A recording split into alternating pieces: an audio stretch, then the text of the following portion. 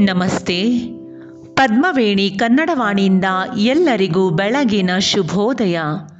ಆತ್ಮೀಯ ಕೇಳುಗರೆ, ಕಳೆದ ಸಂಚಿಕೆಯಲ್ಲಿ ಕರ್ವಾಲು ಕಾದಂಬರಿಯ ಓದು ಭಾಗ 22 ಆಲಿಸಿದ್ದೀರಿ. ಮುಂದಿನ ಓದು ನಿಮಗಾಗಿ. ಕಿವಿಯ ಗಾಬರಿ ಕ್ರಮೇಣ ಮಾಯವಾಯಿತು. ಜೀಪಿನಲ್ಲಿ ಕುಳಿತುಕೊಳ್ಳುತ್ತಿದ್ದಂತೆಯೇ ಗಾಡಿಯೊಳಗೂ ಸಮಾಧಾನದಿಂದ ಕುಳಿತು ಕಣ್ಣು ಮುಚ್ಚಿ ಕುಗುರತೊಡಗಿತು. ಗಾಡಿ ಒಂದೇ ಸಮ ಸಾಗಿತು. ಕರಿಯಪ್ಪ ಅನೇಕ ಬಾರಿ ಗಾಡಿಯನ್ನು ಅತ್ತಿತ್ತ ತಿರುಗಿಸಿ ಕೊರಕಲುಗಳನ್ನು ತಪ್ಪಿಸುತ್ತಿದ್ದ. ಪ್ರಭಾಕರ ಆಗಾಗ್ಗೆ ತನ್ನ ದಿಕ್ಸೂಚಿ ಉಪಕರಣಗಳಿಂದ ದಾರಿ ಸರಿಯಾಗಿದೆಯೆಂದು ತಾಳೆ ನೋಡುತ್ತಿದ್ದ. ಕರ್ವಾಲರೊಡನೆ ಏನೇನು ಚರ್ಚಿಸಿ ಸಲಹೆ ಕೊಡುತ್ತಿದ್ದ. ಪ್ರಭಾಕರ ತಂದಿದ್ದ ಬೈನಾಕ್ಯುಲರ್ ತೆಗೆದುಕೊಂಡು ನಾನು ದೂರದಲ್ಲೇನಾದರೂ ಕಾಣುತ್ತದೆಯೋ ನೋಡಲೆತ್ನಿಸಿದೆ. ಅದು ತುಂಬ ಪ್ರಬಲ ದೂರದರ್ಶಕವಾದ್ದರಿಂದ ಅದೇ ಒಂದು ದೊಡ್ಡ ತೊಂದರೆಯಾಗಿ ಪರಿಣಮಿಸಿ ಅದು ನಿಷ್ಪ್ರಯೋಜಕವಾಗಿತ್ತು. ಕೊಂಚವೇ ಅಲುಗಾಡಿದರೂ ಅದರಲ್ಲಿ ಕಾಣುವ ದೃಶ್ಯ ತುಂಬ ಅಲುಗಾಡುತ್ತಿದ್ದಿತ್ತು. ಹೃದಯದ ತುಡಿತಕ್ಕೂ ಕೂಡ ಪ್ರತಿಸ್ಪಂದಿಸಿ ನೋಡಬೇಕೆಂದಿದ್ದ ವಸ್ತು ದೃಶ್ಯಪಟಲದಿಂದ ಆಚೆಗೆ ಸರಿದು ಬಿಡುತ್ತಿತ್ತು. ಗಾಡಿ ಸಾಗಿತು. ದಾರಿ ಸವೆಯಿತು. ಈಚಲು ಬಯಲು ಅಕ್ಷಯವಾಗಿ ಉದ್ಭವವಾಗುತ್ತಿತ್ತು. ಬಿಸಿಲು ಚುರುಕಾಗಿ ನೆತ್ತಿಯ ಮೇಲಿಂದ ಕೆಳಗಿಳಿಯುತ್ತಿತ್ತು. ಸನಿಹದಲ್ಲಿ ಯಾವುದೇ ಮರದ ನೆಳಲು ಕಾಣುತ್ತಿರಲಿಲ್ಲ. ಗಾಡಿಯ ಕುಲುಕಾಟ ಓಲಾಟಗಳು ನನಗೆ ಹೆದ್ದರೆಗಳ ಮೇಲೆ ಓಲಾಡುವ ದೋಣಿಯ ಅನುಭವವನ್ನು ತರತೊಡಗಿತ್ತು. ಏನೋ ಒಂದು ಬಗೆಯ ಬಳಲಿಕೆ ಎಲ್ಲರಿಗೂ. ತಯಾರಿಸಿ ತಂದಿದ್ದ ಊಟ ಮುಗಿಸಲು ಮನಸ್ಸಾಗಲಿಲ್ಲ. ನೆರಳಿಗಾಗಿ ಒಂದೇ ಸಮ ಮುಂದುವರಿದೆವು. ನೀರು ಕುಡಿಯುವುದು ಮಾತ್ರ ಗಾಡಿಯೊಳಗೆ ಅವ್ಯಾಹತವಾಗಿ ಸಾಗಿತ್ತು. ನನಗೆ ಆಗೊಮ್ಮೆ ಇದ್ದಕ್ಕಿದ್ದಂತೆ ಈ ಅನ್ವೇಷಣೆಯಲ್ಲಿದ್ದ ಉತ್ಸಾಹವೆಲ್ಲ ಸರಸರ ಇಂಗತೊಡಗಿತು. ಮನೆಯ ಯೋಚನೆ, ಹೆಂಡತಿ ಮಗಳ ಯೋಚನೆ ಕಳವಳಕಾರವಾಗಿ ಪೀಡಿಸತೊಡಗಿತು. ನನ್ನ ಅಲೆಮಾರಿತನದೊಳಗೆ ಆಗಾಗ್ಗೆ ಈ ರೀತಿಯ ಮನೆ ಯೋಚನೆ ಜ್ವರದಂತೆ ಏರಿಬಿಡುತ್ತಿತ್ತು. ಆಗೆಲ್ಲ ತಲೆಕೊಡವಿಕೊಂಡು ಸದ್ಯದ ವಾಸ್ತವ ವರ್ತಮಾನವನ್ನು ಪೀಡಿಸುವ ನೆನಪುಗಳನ್ನು ಸಾಧ್ಯಂತವಾಗಿ ಅರ್ಥ ಮಾಡಿಕೊಳ್ಳಲೆತ್ನಿಸುತ್ತಿದ್ದೆ. ಕಿವಿ ಒಬ್ಬನೇ ಆ ನೆನಪಿನ ಜಗತ್ತಿನಿಂದ ಸದ್ಯದ ವರ್ತಮಾನಕ್ಕೆ ನುಸುಳಿ ಬಂದ ಸಂಬಂಧದ ರೇಖೆಯಾಗಿ ಕಂಡ. ಕರ್ವಾಲೋ ಸರೀಸೃಪಗಳು, ಮಹೋರಗಗಳು, ಅವುಗಳು ಸರ್ವನಾಶವಾಗಿ ನಿಶ್ಶೇಷವಾದ ರಹಸ್ಯ ಗೌಪ್ಯ ಎಲ್ಲವನ್ನೂ ದಾರಿ ಸಾಗಿಸಲು ವಿವರಿಸತೊಡಗಿದರು. ಕಾಲದ ಪ್ರವಾಹದಲ್ಲಿ ಕಾಲಗತಿಯ ವಿರುದ್ಧ ದೋಣಿ ನಡೆಸುತ್ತಾ ಮಿಲಿಯಾಂತರ ವರ್ಷ ಹಿಂದಕ್ಕೆ ಯಾನ ಹೊರಟಂತಿತ್ತು.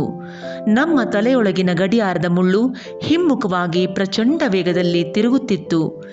ಈಚಲು ಗರಿಗಳ ಓಲಾಟದ ಯೋಗ ಮಾಯೆಯಲ್ಲಿ ಕರ್ವಾಲರವರು ಹೇಳುವ ವಿಷಯಗಳಿಗೂ ಎತ್ತಿನ ಗಾಡಿಯ ಓಲಾಟಕ್ಕೂ ಒಟ್ಟಿಗೆ ತಲೆದೂಗುತ್ತಾ ಕಾಲ ಸವೆಸತೊಡಗಿದವು. ನನಗೆ ನಿದ್ರೆಯ ಜೋಂಪು ಆರಂಭವಾಯಿತು. ಮತ್ತೆ ನನಗೆ ಎಚ್ಚರವಾದಾಗ ಕತ್ತಲಾಗುತ್ತಿತ್ತು. ಗಾಳಿ ಭರ್ರನೆ ಬೀಸುತ್ತಾ ಕಾಡಿನ ವೃಕ್ಷ ಸಮೂಹದ ವಾಸನೆ ಹೊತ್ತು ತರುತ್ತಿತ್ತು.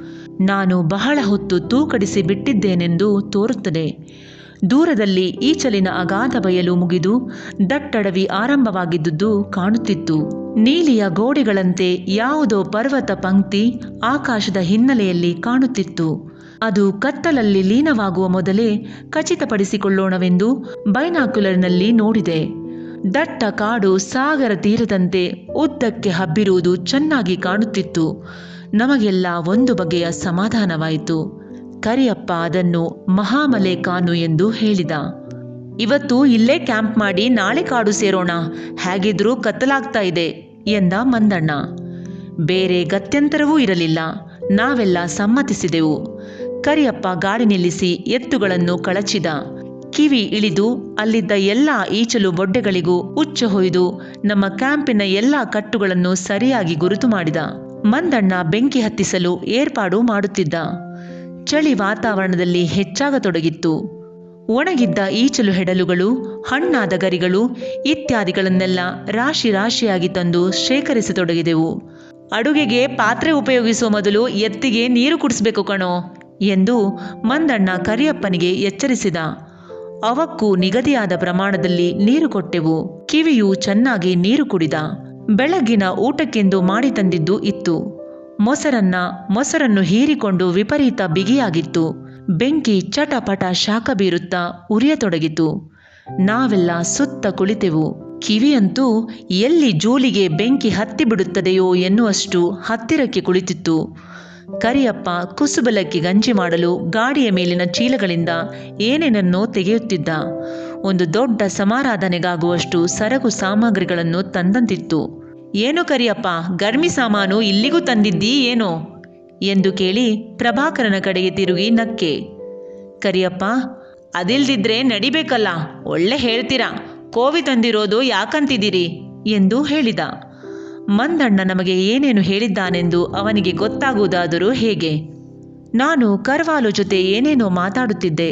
ಪ್ರಭಾಕರ ಬೆಂಕಿಯ ಯೋಗಕ್ಷೇಮ ನೋಡುತ್ತಿದ್ದ.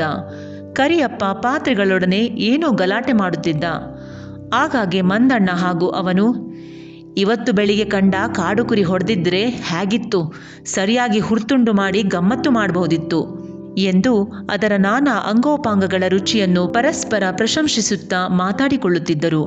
ಬೆಳಿಗ್ಗೆ ತಂದಿದ್ದ ಮೊಸರನ್ನ, ಕರಿಯಪ್ಪ ತಯಾರಿಸಿದ ಕುಸುಬಲಕ್ಕಿ ಗಂಜಿಗಳನ್ನು ಸೇವಿಸಿದೆವು. ಹಸಿವಿನ ದೆಸೆಯಿಂದ ನನಗಂತೂ ತಾರತಮ್ಯ ಜ್ಞಾನವೇ ಹೋಗಿತ್ತು.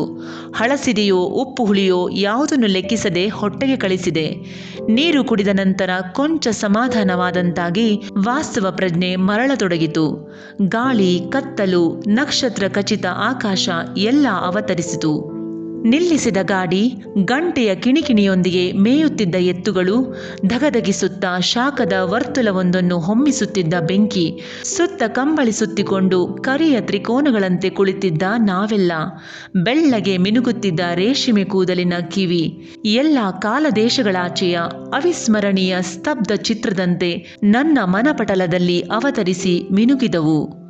ಕಂಬಳಿ ಹೊದ್ದುಕೊಂಡು ಬೆಂಕಿಯ ಬೆಳಕಿನಲ್ಲಿ ಕರ್ವಾಲುರವರ ದೇಶ ವಿದೇಶಗಳ ಅನುಭವಗಳನ್ನೆಲ್ಲ ಕೇಳಿದೆವು.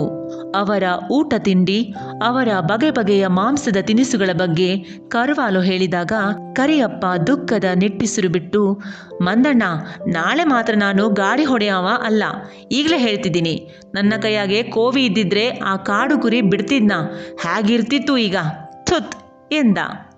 ತುಂಬ ಹೊತ್ತಿನವರೆಗೆ ಲೋಕಾಭಿರಾಮವಾಗಿ ಹರಟೆ ಹೊಡೆಯುತ್ತಲೇ ಇದ್ದೆವು. ಅನಂತರ ಒಬ್ಬೊಬ್ಬರಾಗಿ ಕಣ್ಮುಚ್ಚತೊಡಗಿದರು.